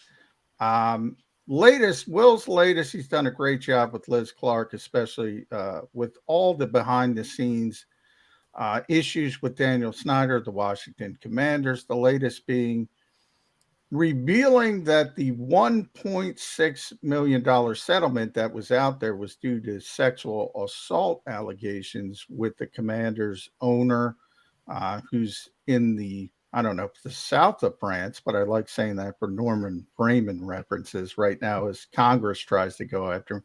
First off, before we delve into that piece, Will, How difficult has it been dealing with the Commanders through this whole process, and Daniel Snyder pretty clearly trying to obfuscate the entire way? It's been pretty difficult. I'm used to writing about companies and entities that throw all kinds of static at you and noise as you try to report a story. And Mr. Snyder's legal team, they're very good lawyers. They're very aggressive. He's had private investigators out there that apparently have been, trying to dig up dirt on me. And, I don't know what they found. I'm assuming there's a dossier out there that says I got that call, Will. No, but yeah, it's each one of these stories has been very stressful, and I'm grateful that the last one is published and behind us. All right, so you're certainly taking arrows from one side. There's the ongoing process that they're going through on the governmental side. How's the league been for you? Their job is to protect one of their own, which is Daniel Snyder. But if he's going to help bring the league down at some point, Roger Goodell went in and he faced the committee and had to take slings and arrows for them, getting either information and or point of view out of the league. How has that gone for you of late? The league office has not given us much of anything. But I mean, I think what has been interesting to observe has been sort of daylight that has cracked between the NFL league office and the Commanders front office on these issues. I think from 2020 until mid to late 21, which was this first NFL investigation, and then the findings, the league and the Commanders were pretty much in lockstep in that, this investigation's everything's being handled fine and there are no issues. And here's our punishment. We're not going to release a report and so forth. And then since the Gruden emails came out, there's been sort of the league office has been taking a bit of a more, from my view, aggressive stance with the Commanders. And I think the most recent example is when there was this most recent allegation of sexual harassment against Mr. Snyder. The team, again, tried to claim, we'll investigate this. We've hired this law firm. They'll investigate. And then Goodell, a few hours later at a league event, says, that's not going to happen. We're going to hire our own firm to look into this, which is different than how this was originally handled back in 20. Well, Beth Wilkinson, who was an attorney in D.C., sort of led the NFL's investigation into the Washington workplace, so to speak, Will. And a lot of the issues, at least from people looking on the outside, whether it's, just talk show hosts like Jody and I, all the way up to Congress, is the fact that the NFL has been very shut about their own investigation, and the fact that they won't sort of reveal certain aspects of it to, and people, some of the cheerleaders who accused the organization with some of these workplace issues have wanted their stories out there. And for whatever reason, the NFL has shielded that. Have you noticed a shift towards more sort of light, as you say, democracy dies in the darkness? That's the Washington Post on the masthead. Do you think there's been an effort by the league to say, all right, this is a lost cause. Maybe we have to go in a different direction, or you have not sensed that?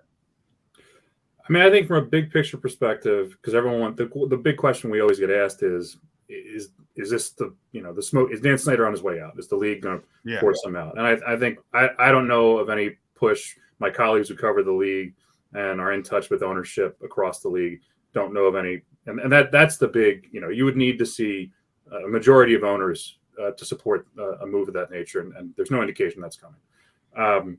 I think that what's happened is when the league allowed this first investigation to occur, they allowed it to be overseen by the team for a period of time. And that caused a problem with the Wilkinson investigation in that when the league took it over, Dan Snyder and the team still had a degree of control. They had essentially attorney-client privilege with Beth Wilkinson. So they could say, hey, you NFL, you're not allowed to release any documents that we don't want you to, because Beth Wilkinson was our lawyer too. We had a relationship with her, a professional relationship. So this latest investigation the NFL started overseen by Mary Jo White. Dan Snyder and the team, they have no similar privileges there. So I think that there will be, at least we've been told, there'll be more transparency with this investigation. Mary Jo White will be allowed to release, to some extent, what she has found. Whether or not that changes the perspective of owners across the league, that I don't know. All right, I want to take a little bit more back out onto the field, but certainly with the issues the Commanders are dealing with. A week to 10 days ago, Ron Rivera decided to step up and say, let me clarify a few things. When I was hired, this was my edict. This is what the Snyders wanted me to do. A lot of these things that are being unearthed now and being investigated happened before I got here. He kind of kicked his owner underneath the bus, which I was surprised by. He must feel very confident in his ability to keep his job. Maybe he thinks Snyder's got too many other things to fight that he can't think about firing the coach. But Ron Rivera kind of put himself above the fray and said things are changing culture-wise in Washington. Were you surprised by the stance and the way he delivered his message? And do you think he put himself on a hot seat with it? He may have put himself on a hot seat with it, but I don't think, I mean, there is, I think in the Commanders front office, I think it's certainly accurate to say there is fatigue over public relations controversies coming from above and not below. It's not, typically your NFL front office needs to run interference for PR crises that are being launched by the players. And in this organization, it runs differently. So yeah, I mean, I think anyone who is in a leadership role in that front office certainly looks at recent history and can think that I'm probably not going to be, I may or not be in this job very long, but I'm going to do the best that I can to set the appropriate tone for this front office and, the organization underneath. I think it was 2007, Will, where Roger Goodell first kind of intimated that the personal conduct policy not only should extend toward the players, as you mentioned, typically what we think about it as Deshaun Watson currently would be the most notable, but it also extended to coaches all the way up to owners. There's been no evidence of that, that the league takes allegations against owners, and there have been more than just Daniel Snyder. Jerry Richardson was actually essentially removed from Carolina, but there was also the aspect of he was aging and maybe he wanted out. And he said, all right, I'm done. Whereas Daniel seems to be fighting pretty clearly, doesn't want to leave to be the owner of the Washington Commanders. So you need 24 of 32 owners. Have you done any research? Have you done any investigative reporting about how the league handles these personal conduct potential issues with, say, ownership versus the players? I mean, by the letter of the law, it should be the same. The response should be the same, which is there's an allegation of a sexual assault against an owner that was raised in 2009 and Dan Snyder, and the league should be involved in the investigation. And the league should be involved in determining discipline, but they weren't back in 2009. And when Goodell was asked about that by Congress, he was a little circumspect about. He's like, I don't recall being told that was what Dan was accused of. And he kind of appeared to try to walk back a little bit. He's like, well, that policy's changed a few times. And it appeared to suggest that perhaps the NFL didn't have the degree of a hammer in 2007 that they do now. But I mean, it's obvious that these issues are handled differently with ownership as they are with players. There's no universe in which Ezekiel Elliott would be accused of sexually assaulting someone and the league would allow the Cowboys to oversee that investigation. So I mean, that's pretty much all we can say about it. Fair enough. I need your take on subpoenas. Dan Snyder is not yet to be served. He is somewhere in the south of France, or so we believe, and that's why he hasn't been served. And the Redskins, the Commanders are putting out statements that, he hasn't rejected the summons yet. Yeah, but they can't get him while he's not in the United States. It's become an issue unto itself.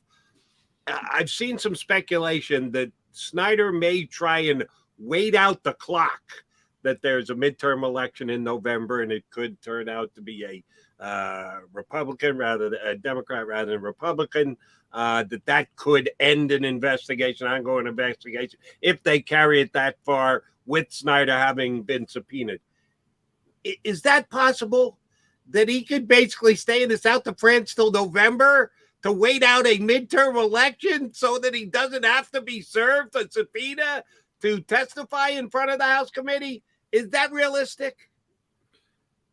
I mean, I don't know if he can just literally stay in France until November, but I'm certain everything at his legal team's disposal they will do to just avoid this and drag it out until after November. And we've been hearing that since this thing got started last fall, that they're just going to slow walk this and try to drag it out past the midterms. So I mean, I think I'm not quite sure what else the House committee can do. You know, it appears they've done their investigation. They just want to ask Dan Snyder about it. You know, I think it'll be interesting to see what this latest NFL investigation comes up with, and how the league responds. You're inside the Beltway now, Will, so you get to see some. I actually live just outside the Beltway. Well, good for you. Good for you. You should and stay outside, from what I can see. So you know, we're watching the House Oversight Committee. And they have Roger Goodell virtually. And, you know, there's a lot of Daniel Snyder questions, but you also had the dog and pony show. They're asking him about the bladed footballs and this and that and re-legislating everything else. You mentioned, I'm not sure what Congress can do. Can they do anything? I mean, does that part of it really have any bearing on the story whatsoever? Do they have any power to do anything to Daniel Snyder and the Washington Commanders? I think what the power that they really have, they've already exercised, which is to keep this story in the news, to give a megaphone to broadcast new allegations that then allowed the NFL, who may have been having a little bit of buyer's remorse about not releasing details from that first investigation, to launch a second investigation that they're now saying they'll release some public details about, and then to just create more negative PR that has probably had an influence on Dan Snyder's efforts to get local approval for a new stadium down here, which is really that is, I think, the North Star for that front office, outside of improving the product on the field, is getting a new stadium deal. And they're running into problem. I mean, theoretically, the Commanders should be in a great space for that. They've got 3 different public entities between Maryland, DC, and Virginia to bid against each other. Right. But the brand is not in a good space, and is not necessarily an entity that, you know, if you're a government, you want to be seen as shoveling tens of millions of public dollars towards. And so I think that the PR component, I think, is how they've really exercised their power. But no, I don't. Outside of that, I don't really know what else the House can do at this point. Then let me ask you about the behind-the-scenes conversations going on in the National Football League. Roger Goodell is the mouthpiece. He's the out front guy. He's the face of the NFL, and had to deal with it by going in front of the committee. But he's ongoing talking to the other 31 owners on a daily basis. They're putting forth a face of, we're working, and Dan is major, and we've had our own investigation, and Ron Rivera steps out and goes, we've got an improved culture. So they're trying to, as an entity with Goodell as the leader, put a smile face on things. Not easy, but that's what they're attempting. Behind closed doors, how ticked off are the other 31 owners? Is there any underlying drumbeat to get Snyder out as the owner of the Commanders? What do you think the rest of the National Football League is saying amongst themselves and with Roger Goodell about Dan Snyder right now? I think that, and this is all speculation based on, you know, what I've heard from a handful of people that I've talked to, my colleagues have spoken to. I think that in terms of legal issues the league is dealing with right now, I think the Flores lawsuit, the Brian Flores lawsuit, and the minority coaching issue is the big priority. And I think that Dan Snyder is a secondary item there. I think that there's Snyder fatigue. I think that owners are annoyed that what should be a premier franchise is, has struggled the way they have, is not earning to the degree that they should in these owners' perceptions, and is just continually creating PR issues for the league. I think there are owners who probably would like him gone, but they don't want to set the precedent of forcing out somebody because there's a bad front office workplace culture and a few allegations against the owner, which I think could potentially arise in other front offices. So I think that's kind of the stalemate right now. Yeah. Jerry Jones, for one, has had some pretty significant issues this offseason.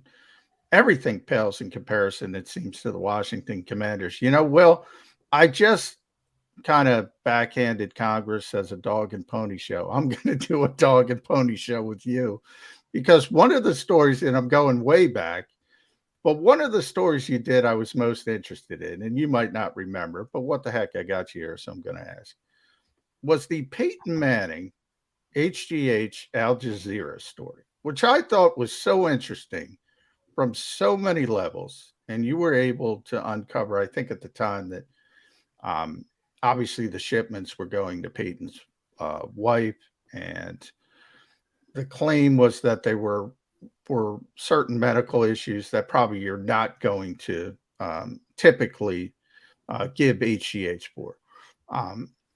I found this interesting because Al Jazeera is what it is, and certainly in the United States, people are going to say it's not credible, even though it's been a credible news organization.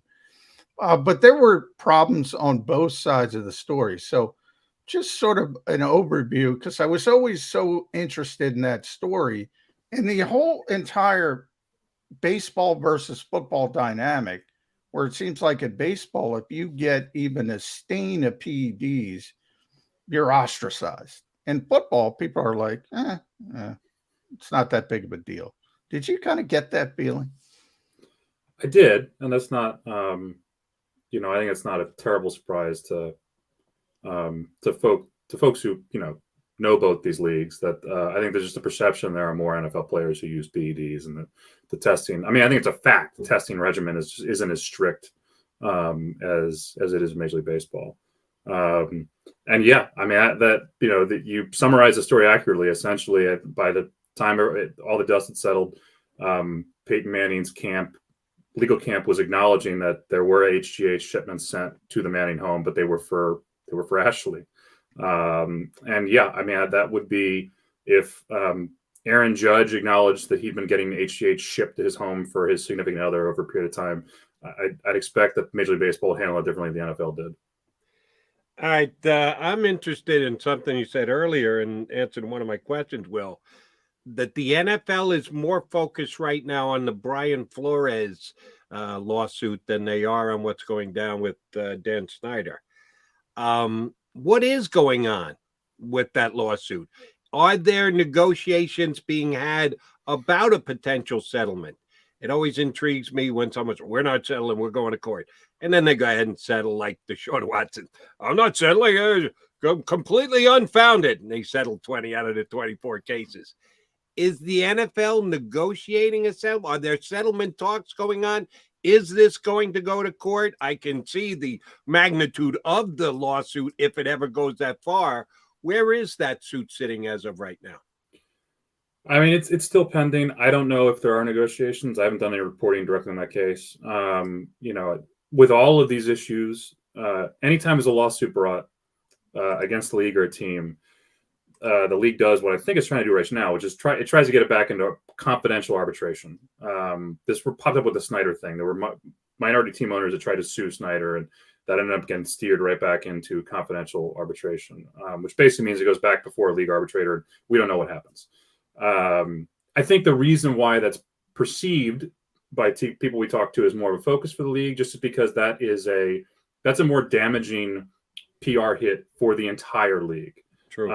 And I think it's inescapable. There just is, whether or not Brian Flores was not hired because of the color of his skin, there are equity issues in coach hiring, front office hiring that the league has just not been able to, to remediate. And so yeah, that's what I mean by that. I just think it's more of a focus for that league office than, dealing with the latest flare up in Washington. He is at the Will Hobson, investigative reporter for the Washington Post. We got through the difficult stuff, Will. Want to get to the happy stuff with you. For those who don't know, Will is a Philadelphia area native. You were an Eagles fan. Number one, are you still an Eagles fan? Because when you cover sports, you tend to get jaded, especially when you cover some of the issues you've been covering over the years. So are you still an Eagles fan? How much attention do you pay to the Eagles these days? And what do you think of the Eagles offseason? I still follow the Eagles. If I'm ever accused of bias in how I write about the Commanders, I try to point out that if my journalism ever resulted in Dan Snyder losing ownership of the team, I'd be like enemy number one in Philadelphia. I think that it seems like the local brand for Howie Roseman has seen a significant uptick over the last 2 or 3 seasons. Yes. I'm cautiously optimistic it'll be a better on the field product this year. Just hopefully Jalen Hurts develops a bit as a downfield passer. All right, then give me your read on the upcoming season for the Commanders. First, you got to tell us, are you giving us Will Hobson, journalist, Will Hobson, Eagle fan, Will Hobson have to cover the Washington Commanders because it's my beat? First, clarify how you're looking, through what prism you're looking, and then tell us, how do you think all these brush fires that the organization has to deal with will actually affect the product on the field come September? Yeah, I mean, I don't cover the on-the-field product, so I wouldn't be offering commentary as a journalist there. Come on. You're a football fan. You said you're an Eagle fan. So I'm less a football fan. Read on the Commanders. I said I follow the team. And also my outlook would be less informed than my colleagues. Right. Look, the off-the-field flare-ups shouldn't affect the on-the-team product. I mean, the big issue for the Commanders has always been quarterback play. So if they get better play from Carson Wentz than they've gotten in years prior, theoretically they should have a very good defense and they have very good outside threats. There's no reason to think they can't be competitive and that dumpster fire of a division. It is still a dumpster fire, but not the top two teams. Well, the Eagles are getting better. I think it's clearly an Eagles-Cowboys race. But where were you at the end of Carson Wentz in Philadelphia, Will? As an Eagles fan, no, judgment on the player, the off-the-field stuff, some of the controversies with potential teammates and some of the whispers and sort of an introvert, not an extrovert. Where were you on Carson Wentz as an Eagles quarterback? I mean, I don't know about the inside the locker room stuff. It looks like 17 was a bit of a flash in the pan, and the team did a great job of just maximizing what was, his best year. I've always wondered to what extent that concussion affected him that he had in the Seahawks game. I had a lawyer who operates in that space say that he thinks it might have affected his processing speed, and that could explain how he played after. But yeah, I mean, I can understand his issues with the front office when he went sour. When you're looking at, Justin Jefferson and DK Metcalf playing elsewhere, and you're throwing to, who he's throwing to. So yeah, I think it was tough on both sides. I think that fortunately for that franchise, they may have just happened. I'm certain that's not how Howie Roseman wanted it to play out, but it may have been really the best long-term outcome for the franchise for him to go elsewhere and them to move on. If Will's bosses at the Washington Post are listening right now, we suggest you send him to the south of France to see if he can get a sit down with Mr. Snyder at some point. I actually made that suggestion recently. Yeah. It was swatted aside, unfortunately. Well, they even made a mistake with the Instagram photos. A couple employees out there. That organization is a mess. You and I are simpatico there. I'm trying to get you to south of France with a big expense report there, Will. Great stuff coming on with us today. Thank you very much for sharing your, inside information, info, even though you kind of passed on saying the Eagles are going to the Super Bowl this year. We'll forgive you for that. Yeah. Will, thanks for coming on. Appreciate it. Yeah, and Will, I'm taking 0.1% of credit for your success. So congratulations. Hey, good seeing you. You deserve at least 2 to 3 tenths. There you go. That's Will. Great seeing you, John. Good talking to you. Thanks. Thanks, Will. From the Washington Post. All right. When did yours and Will's paths cross? We worked at the same wire service, and he was, he's much younger than me, obviously, and I was one of his early editors, so that's why I take credit for 0.1% percent of his success. As John noted, our first ever Pulitzer Award winner here on Birds 365. You know any others? I don't. Off the top of my head, I don't even know. I do not.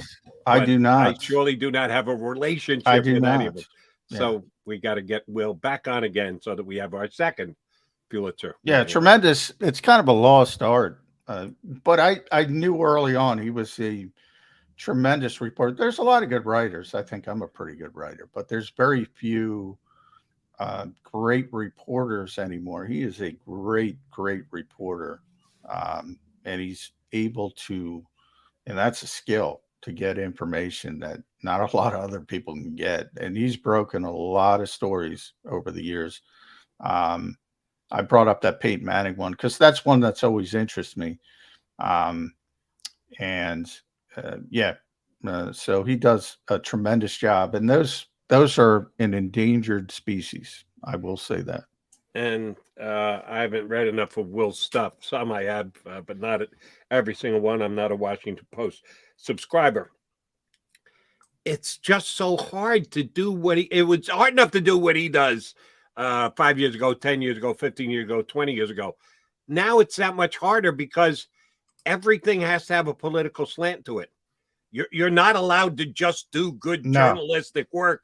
Someone is going to read whatever you go and go, oh, you're conservative. It's all conservative. Oh, you're a liberal. I get it, left-hander. You can't even do the type of work that he wants to try and do, and has done and has been award-winning for it, because in today's society, everything has to be determined by which side of the fence you're on. Yeah, it is a little bit disappointing. I think he kind of gets past some of that because it is sports. It's not as political. He doesn't. I should say there's plenty of politics in sports, but John, and again, I've interrupted you for the third time today, so I really apologize. You can't say that about this story. Everyone is talking about the fact that Dan Snyder's gonna stay in the south of France until November when there's a midterm election, and if the composition of the House changes, he's not gonna have to go through the rest of that. How can it not be political? It has to be. It's ridiculous. I meant more of the topics that he's investigating, which is more of his wheelhouse. His wheelhouse is, the sexual assault allegations, which he was able to get an attorney's letter confirming the $1.6 million payment. We knew the $1.6 million payment was there. We didn't know what it was for. He was able to get the story behind what it was for, which are some pretty serious sexual assault allegations, which that part of it has nothing to do with politics. You're right about Daniel Snyder being removed. That's not the kind of stuff he's getting involved in. But you still see the nature of real reporting. He's getting, Daniel Snyder's got private investigators looking into Will's life. I mean, that's when you get in those levels. And then there's the second aspect of, I can go on Twitter. I get stuff about the Eagles. I can go on Twitter. I can throw it out there. When you're doing old school reporting, you got to have stuff double sourced, in some cases triple sourced. You got to have it backwards and forwards. It's so difficult to do, and it's even more difficult in today's environment because you'll have some slap what with some blog site or just on Twitter saying they get information from one person. Well, one person can say whatever they want, and all of a sudden, it's not double sourced, it's not triple sourced, and all of a sudden somebody comes back with a different story. So sort of old school reporting. It might not even be of interest to people here on Birds 365. It's a tremendous interest to me. And I think he's the best investigative sports reporter in the country. And he's done it consistently. And it's, I was on the ground floor of that. So I joke about it, but I am a little prideful of that fact that he's gone on to be the journalist that he is. And I give him all the credit in the world, because you're right. There just aren't. It used to be everyone was held to those standards. Now we're down to about 2%, John, of what would be considered media that hold those standards. I think that's high, Jody. You think 2 is high? Yeah. Oh, how sad is that? Yeah. That's just tremendously sad. All right.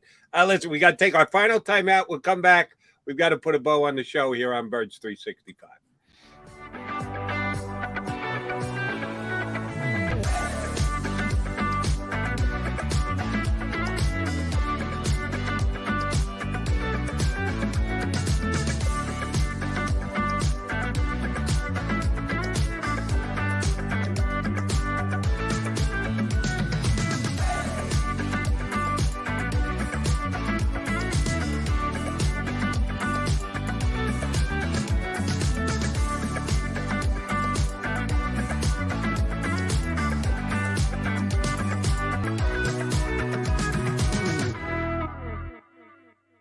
News at 11 with Rick Williams. It's the team you trust to bring it all together. The stories that impact your community, a sports roundup for the locals, and the AccuWeather forecast you depend on. Action News at 11 with Rick Williams.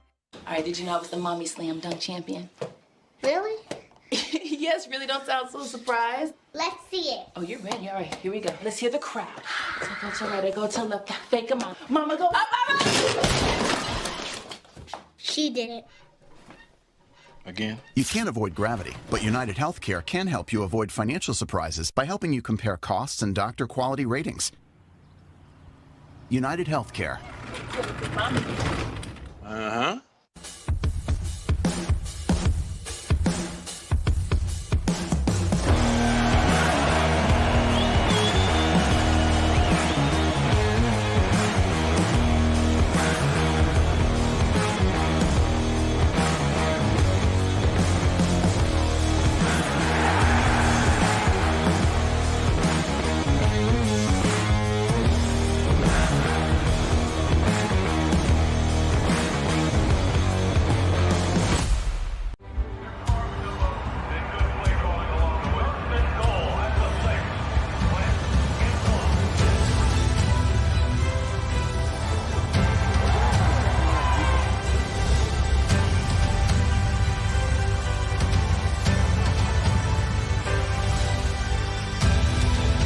Field of life, First Trust Bank is there for you.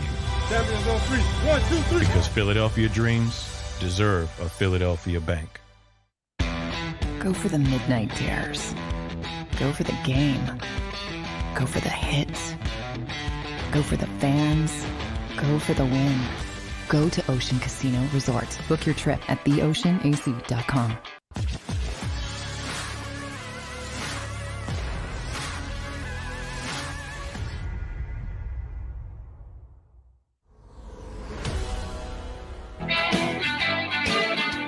Mac, guys, the last couple of minutes of a Wednesday get-together. Should be fun tomorrow. We got Jimmy Kempski from PhillyBoys.com in the midst of his dumpster fire. Talking dumpster fires tomorrow, Jody. Speaking, we just talked about a dumpster fire. We got to continue to talk about. There's too many dumpster fires. I would argue there are 3 dumpster fires in the NFC East, and that's one of the reasons why I think the Eagles are the favorite. See, that's funny that you went there, because I remember I couldn't even tell. When we get Jimmy on tomorrow, we'll certainly ask him this. I forget what year was his first dumpster fire week, but I was on Philly Voice and I read it and I said to myself, "Wow, that's harsh.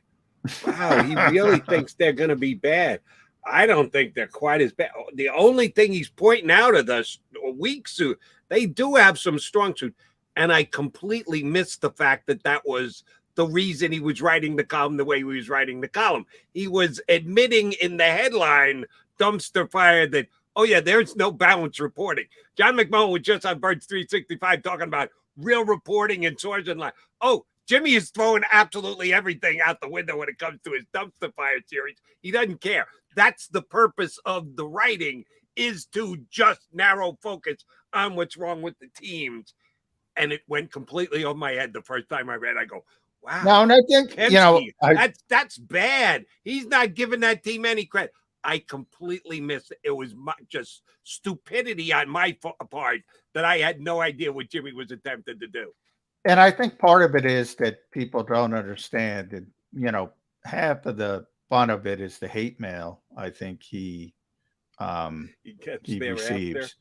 But what it is he does his 10 reasons the Commanders or Cowboys or Giants and Eagles, he does the Eagles as well, will be a dumpster fire this season. And it's more, and he'll talk about it tomorrow, but I think it's more of, this is the reason they could be a dumpster fire, then this is the reason they will be a dumpster fire, because everybody could be a dumpster fire. But there are certain teams, and a whole heck of a lot of them congregate in the NFC East over the past few years, that do their best to be actual dumpster fires. Luckily, the Eagles aren't one of them.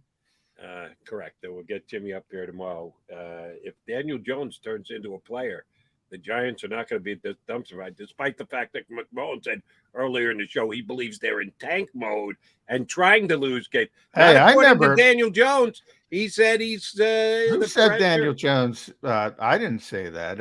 I'm not as bad as you on Daniel Jones, but I don't think. Which is it? Are the Giants in tank mode or not? Oh, they're in tank mode. I'm saying I didn't say. How can they be in tank mode if you think Daniel Jones can play?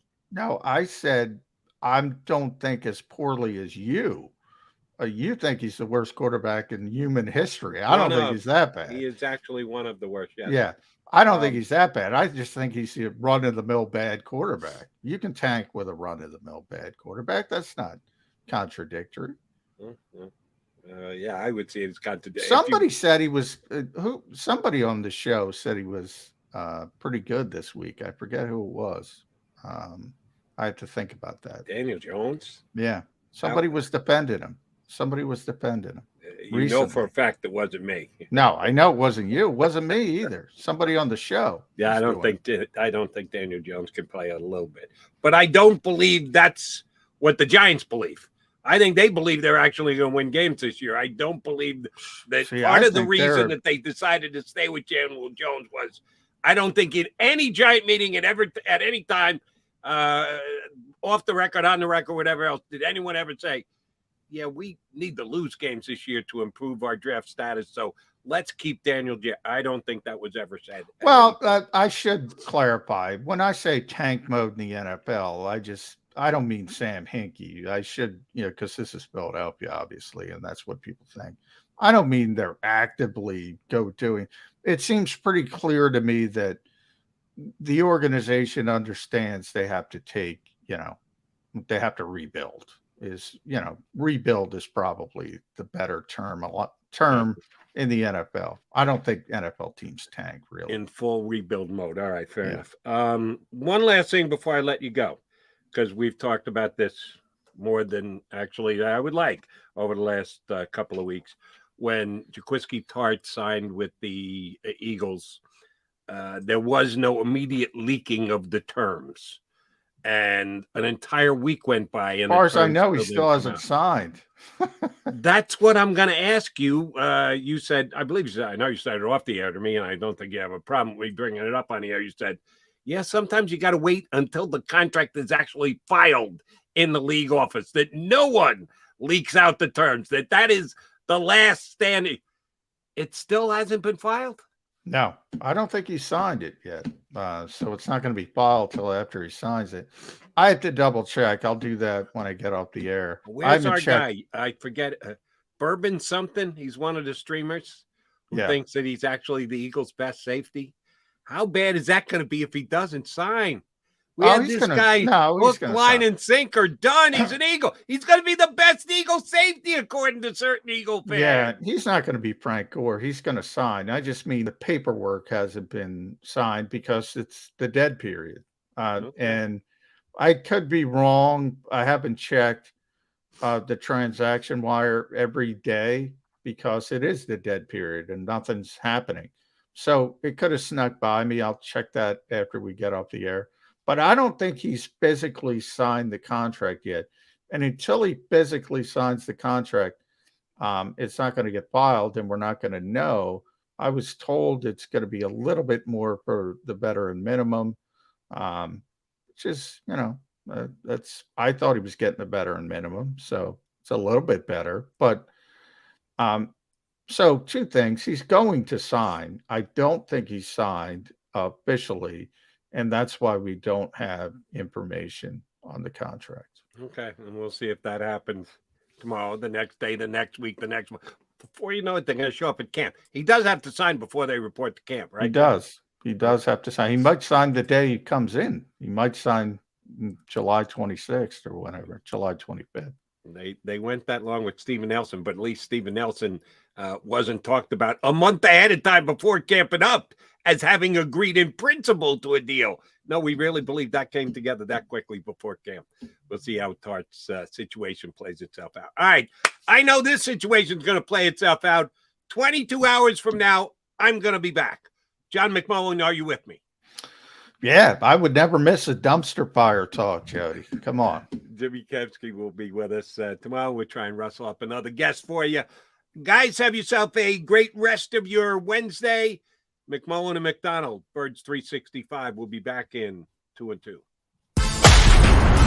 You've been listening to Birds 365, the destination for the passionate Eagles football fan who bleeds green. If it's Eagles football, we're talking about it. Debate, inside the locker room, and guests that are some of the greatest football minds from around the region. We hope you enjoyed the show. We know we had a blast. Make sure to like, comment, and subscribe, and we'll be back soon.